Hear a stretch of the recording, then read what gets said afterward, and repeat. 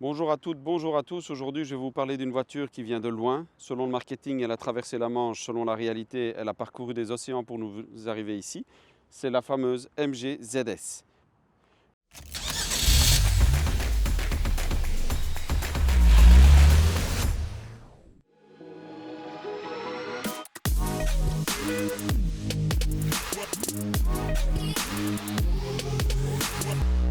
C'est le modèle star parmi les SUV de la marque chinoise. Et oui, le blason est peut-être anglais, mais la marque est chinoise. Rappelons que MG a été racheté par le groupe SAIC, SAIC, un grand groupe chinois. Mais donc cette voiture, c'est une voiture chinoise, malgré la couleur, malgré le logo. Et on peut voir qu'ils s'enorgueillissent du fait que la marque a 100 ans. C'est marqué un peu partout sur la voiture, à l'intérieur comme à l'extérieur, le beau petit badge 100. Parlons maintenant du design en tant que tel. Il s'agit d'une nouvelle voiture. Elle a gagné près de 10 cm en longueur, avec 4,43 m maintenant. Au niveau du style, on peut voir directement l'air de famille avec la MG3 Plus hybride, notamment au niveau de la face avant. On retrouve le rostre ici, un peu comme sur un squal. On retrouve les fameuses prises d'air avec les encoches ici sur le côté, la grande bouche goulue et la signature lumineuse qui se compose d'un fin trait lumineux, subtilement prolongé ici par une bande de chrome. Donc ce n'est pas un élément lumineux ici, comme souvent sur les voitures électriques et les voitures modernes. De manière générale, cette nouvelle face avant est marquée par un capot relativement horizontal et un pare-brise relativement vertical, donc pour une bonne forme de SUV. Je trouve le résultat global plutôt intéressant et sympathique. En tout cas, ça donne envie de faire le tour et c'est ce qu'on va faire ensemble. Alors avant de vous parler de la poupe de ce MG ZS, parlons de son profil. Outre le capot et le pare-brise qui marquent un bel angle pour bien marquer le côté SUV et spacieux du modèle, il y a ce petit coup de gouge que l'on voit ici qui apporte du volume et, chose assez peu habituelle chez MG, le trait repart vers le haut pour venir rejoindre la surface vitrée. En général, on a plutôt un trait qui vient comme ceci, qui repart comme ça, qui rappelle un peu les roadsters à l'ancienne de la marque. Là, ça n'est pas le cas. Il y a toujours la découpe ici, au niveau de l'aile, qui donne une petite assise, qui assied bien le train arrière. Ça donne un petit côté un peu sportif, mais sans exagération. Même ici, avec une teinte plus foncée, ce beau vert British Racing Green, on voit que le jeu des volumes est plutôt intéressant. C'est pas mal pour une voiture qui, a priori, reste une voiture à prix abordable, donc low cost aux yeux de certains. Trois petits détails intéressants. Le premier, au niveau du design, on peut voir qu'il y a ce petit élément-ci, ce petit pli, qui est vraiment très très bien fait. Pour une voiture de ce budget, c'est quand même assez surprenant qu'on aille à ce point dans le détail, mais qui change un petit peu la ligne de toit et donne un côté un peu plus dynamique à la voiture. Le deuxième point, c'est à l'intérieur, mais on peut le voir d'ici, c'est qu'on peut constater là qu'il y a une prise USB. Vous savez, les Chinois aiment bien le karaoké, ce genre de choses-là. Ils ont même prévu une prise là pour pouvoir directement brancher votre dashcam et garder des souvenirs de vos voyages de vacances peut-être. Et troisième élément, je le disais en début de vidéo, MG a été racheté par un groupe chinois, SAIC. On ne peut pas ne pas le voir puisque c'est mis ici au niveau des phares. La technologie vient de chez SAIC, SAIC Vision. Maintenant, parlons de l'arrière pour voir un peu ce qui s'y passe. Que du classique, rien de super innovant, mais des petits détails qui sont plaisants. Il y a notamment sur le toit, on voit, il y a trois petits renflements. Ça n'est pas qu'esthétique, ça rappelle bien entendu le toit des breaks et des vannes des années 50, 60 ou 70. Mais ça a aussi une fonction, c'est que ça permet de rigidifier le panneau, donc d'avoir un panneau moins épais et donc moins lourd et moins cher aussi. Donc c'est un bon petit truc de designer qui plaît beaucoup aussi aux comptables de la marque. On retrouve sinon un haillon relativement vertical, mais pas trop, et des feux qui sont bien dessinés.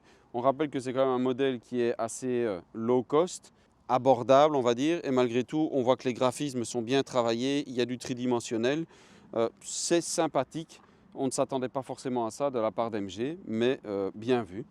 On a ici le logo ZS avec Hybrid Plus, c'est le nouveau label hybride de la marque qu'on avait découvert avec la petite MG3 et bien entendu le fameux MG100 avec le petit drapeau à damier ici très stylisé pour rappeler que la marque, le blason MG en tout cas, a 100 ans en 2024. Dernier petit détail, il faut s'abaisser un petit peu, c'est cette partie-ci. Moi, je la trouve assez sympathique. Ce n'est pas un vrai diffuseur, on est d'accord, mais on retrouve un peu l'effet que l'on a au niveau du style sur la MG4 électrique avec cette arête centrale dans laquelle vient s'inscrire le fameux feu anti-brouillard. Je trouve ça sympathique. Les faux échappements façon Audi, bon, ça c'est moins cool, mais ça permet de rappeler et d'assumer le fait que ce n'est pas une voiture électrique. Donc moi je suis pour, ok, en réalité l'échappement il n'y en a qu'un seul, il est ici en dessous. Mais de manière générale, vous nous direz ce que vous pensez du style de ce MG ZS. Moi je trouve que c'est assez réussi, ça ne casse pas trois pattes à un canard, on est d'accord, mais tout est cohérent, tout va bien et je pense que ça vieillira bien. Dites-nous ce que vous en pensez dans les commentaires. Maintenant, on va parler de comment ça se passe à l'intérieur. Bienvenue à bord de ce MG ZS, nouvelle génération, pour découvrir au premier regard un habitacle plutôt qualitatif. Très honnêtement, le premier sentiment est qu'on est dans une voiture plus haut en gamme qu'un Dacia Duster par exemple qui est son concurrent tout désigné. La plupart des matériaux sont des matériaux moussés ou en tout cas bien rembourrés qui sont plutôt valorisants. Et il y a par contre certaines petites subtilités. Donc ici, vous voyez, on a une belle surcouture, une surpiqûre ici aussi. Et là aussi, du moins c'est l'impression qu'on a parce qu'en réalité ici, il s'agit d'un plastique dur avec la surpiqûre qui est imprimée dedans. Visuellement, le trompe-l'œil est quasi parfait. Et de manière générale, on passe rarement le temps à mettre sa main ici, à jouer comme ceci. On aura plutôt la main ici. Donc les matériaux directement accessibles sont plutôt bons. L'ergonomie générale, ben, vous voyez, le siège est réglé au minimum et je suis quand même assis haut. J'en reparlerai sûrement tantôt quand on conduira la voiture. Mais bon, ça donne une position assise qui n'est pas désagréable, mais pas très sportive non plus, mais qui permet d'avoir bien en main un volant qui, lui, a une forme pas trop perturbante. C'est un petit peu carré, mais la partie où on met vraiment les mains les trois quarts du temps reste avec une bonne préhensibilité. C'est très agréable. La finition, le look est plutôt sympathique. Seul défaut, c'est que en termes de réglage, c'est quand même assez limité. Il n'y a pas de réglage en profondeur. Je peux tirer fort, mais ça n'ira pas. C'est juste en hauteur. Donc ça, c'est un petit peu limité. Mais bon, il faut bien gagner de l'argent quelque part aussi, hein. Donc, bon bilan, en tout cas en tant que poste de conduite. Autre élément important du poste de conduite maintenant, c'est l'écran, bien entendu. Et là-dessus, on peut dire que MG a quand même fait pas mal de progrès. Ça reste relativement chinois, c'est-à-dire c'est pas aussi qualitatif que certaines productions européennes, mais on a des menus qui sont clairs sur l'écran d'accueil avec la navigation, le multimédia, la climatisation, la connexion au niveau du téléphone, Apple CarPlay ou Android Auto.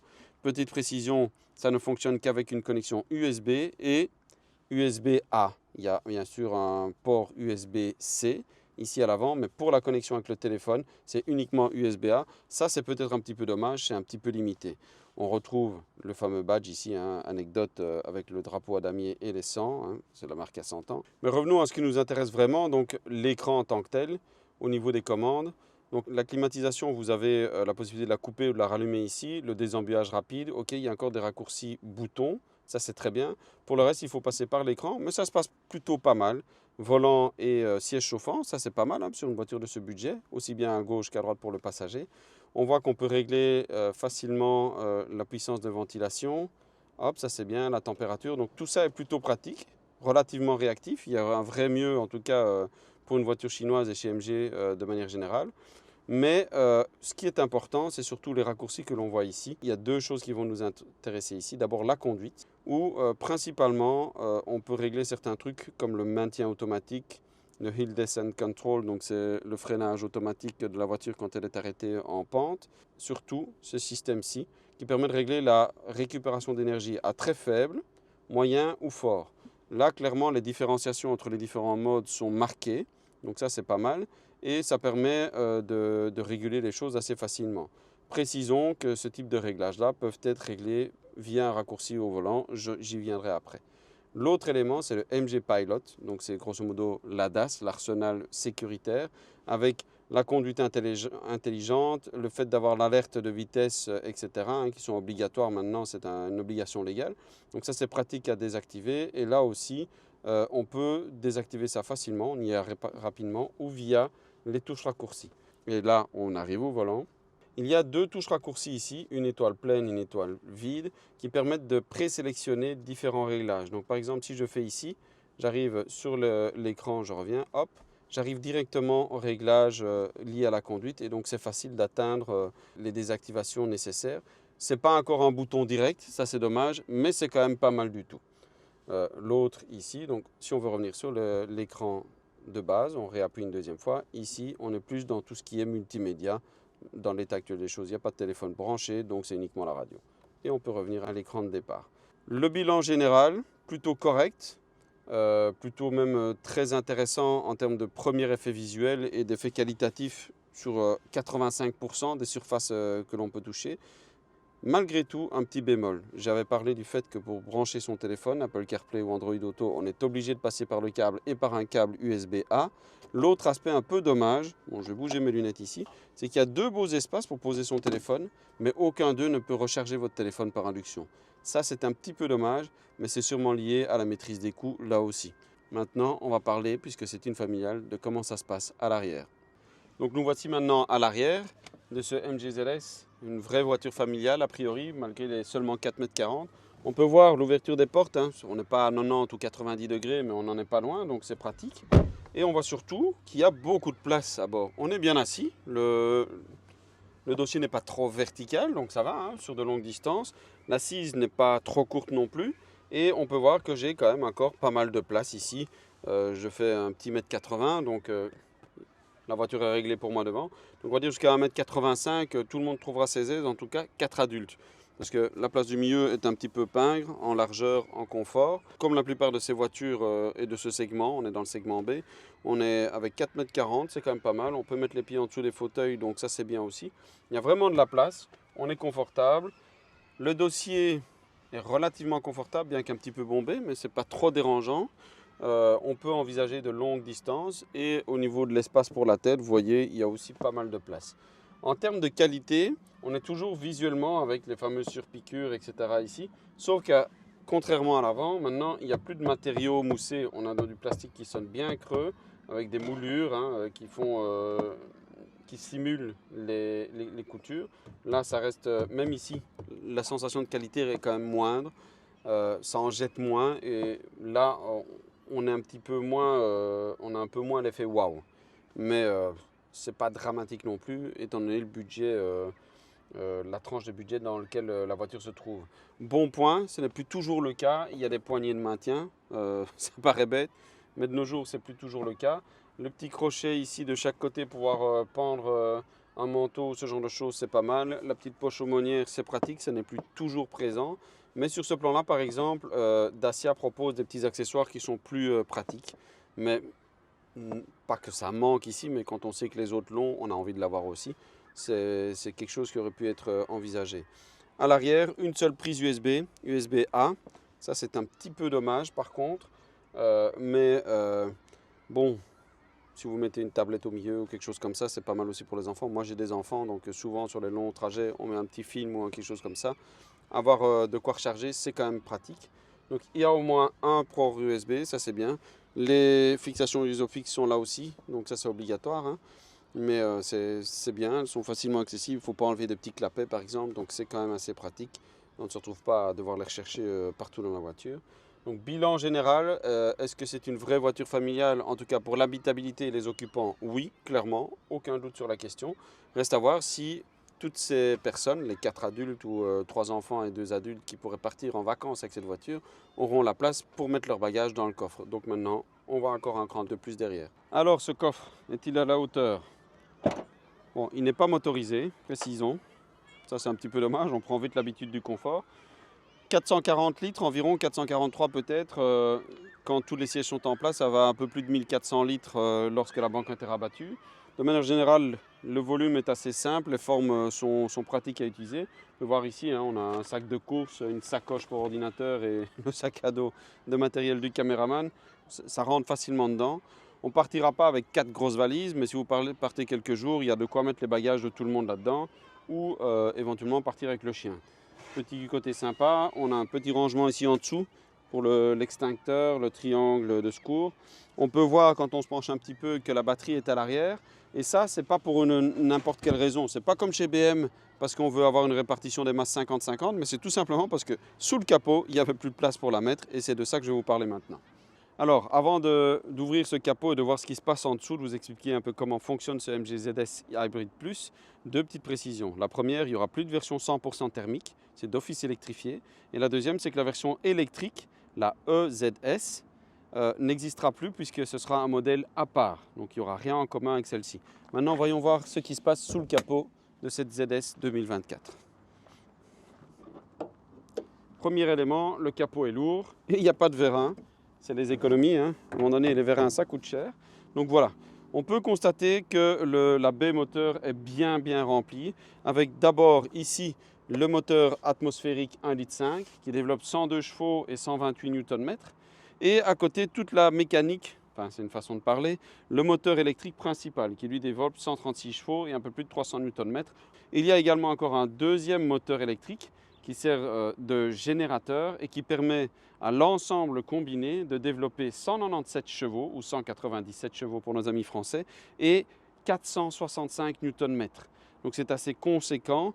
Maintenant, comment ils arrivent exactement à ce chiffre, c'est un peu compliqué à dire. C'est toujours le problème avec les véhicules hybrides, mais a priori quand on roule, on doit le sentir. On verra ça tout à l'heure. Si vous avez des questions sur les spécifications techniques, vous pouvez nous les poser en commentaire ou tout simplement aller sur notre site et voir où en sont les informations plus précises. Vous trouverez tout sur www.monitorautomobile.be.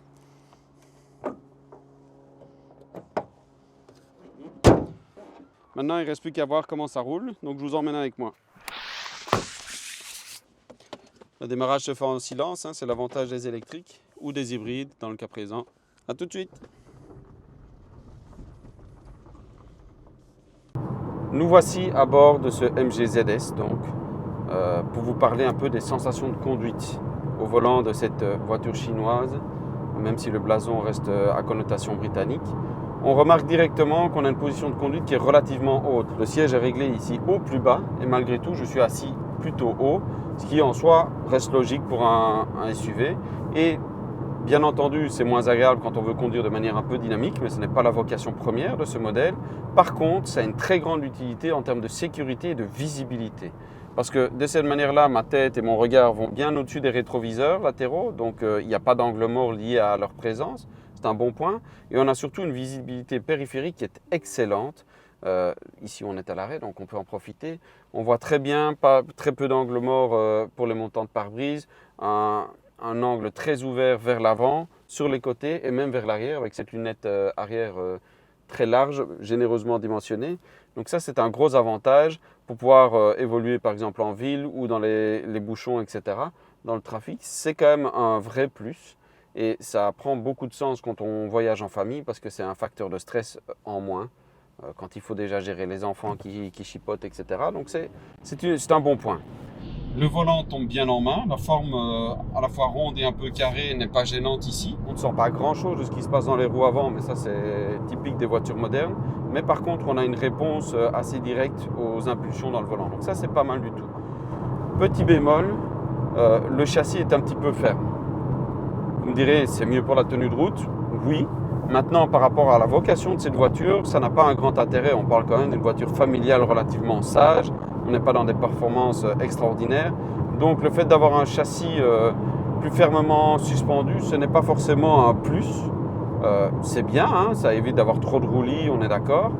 Mais on aurait peut-être préféré un confort un peu moins à l'allemande et un peu plus à la britannique, quitte à garder le blason MG. Mais de manière générale, le confort reste bon. C'est ferme, mais c'est relativement feutré. Ça n'est jamais dur ou sec. Donc là-dessus, il n'y a rien à redire. C'est juste que certains concurrents font peut-être un petit peu plus ouaté en termes de confort de suspension. L'insonorisation, elle est plutôt bonne de manière générale, mais quand on évolue sur un revêtement comme celui-ci, un peu granuleux, il y a quand même quelques bruits de roulement qui remontent. Il n'y a rien à faire, on n'est pas non plus dans une voiture haut de gamme, mais ça reste raisonnable. Vous m'entendez clairement, je ne dois pas élever la voix, donc sur ce plan-là, c'est un bon point aussi. Le moteur à rythme constant ne se fait pas entendre. Et même en accélération, bien entendu, il y a cette sonorité un peu bourdonnante qui est présente, qui n'est pas très agréable en soi, mais qui n'est pas dérangeante. On rappelle que ce n'est pas une vraie boîte automatique, mais une boîte à train planétaire, mais avec 3 rapports simulés d'une certaine manière, qui permettent de ne pas avoir cet effet moulin à café trop marqué que l'on peut avoir chez certaines concurrentes.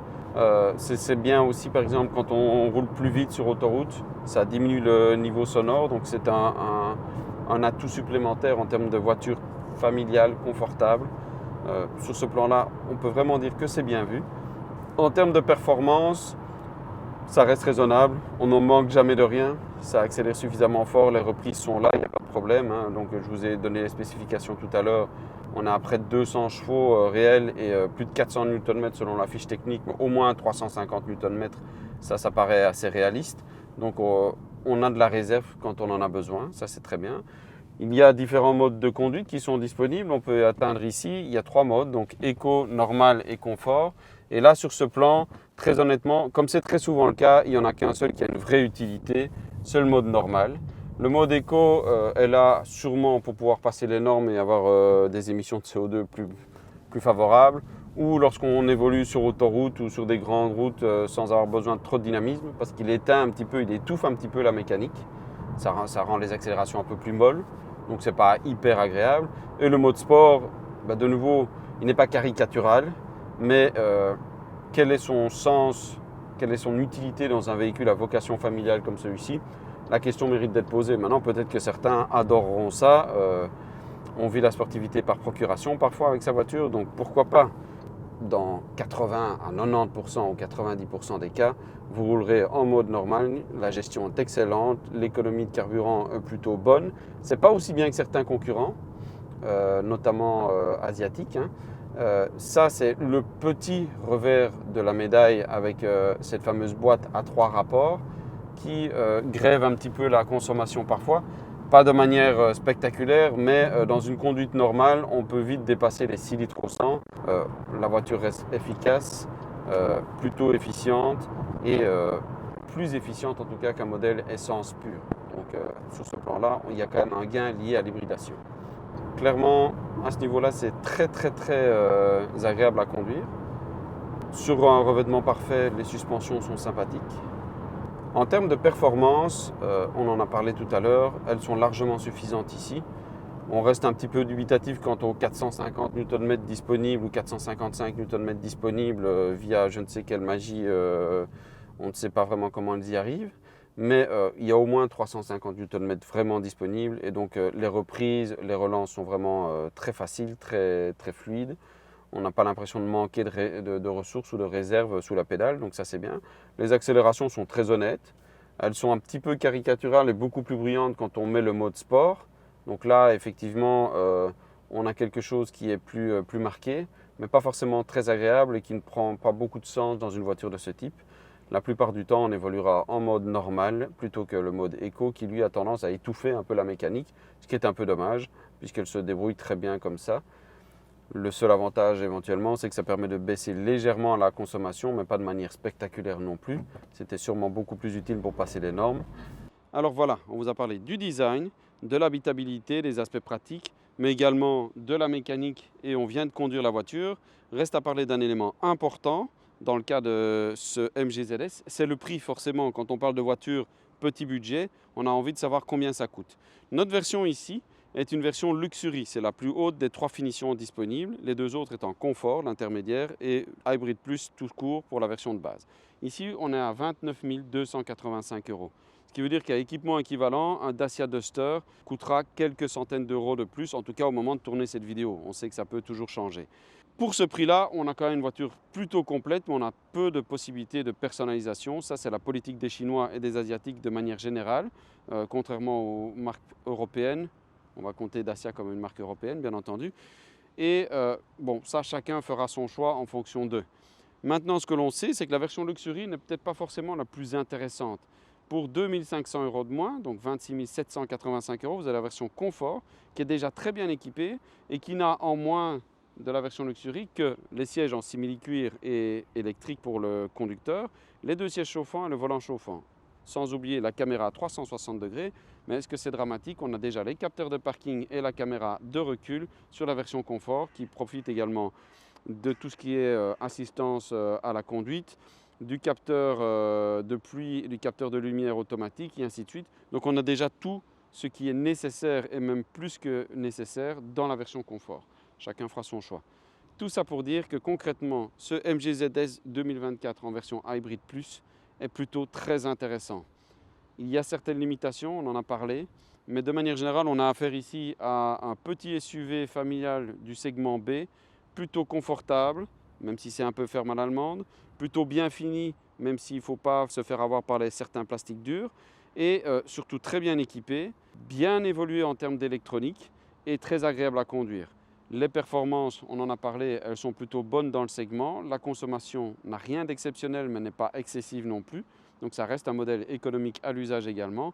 Reste à faire votre choix. Pour ça, on vous donne rendez-vous dans d'autres vidéos. Dites-nous ce que vous aimeriez que nous essayions. Et surtout, n'hésitez pas à faire part de vos commentaires, vos remarques et vos questions. On s'abonne, on active les notifications. Et moi, je vous dis à bientôt.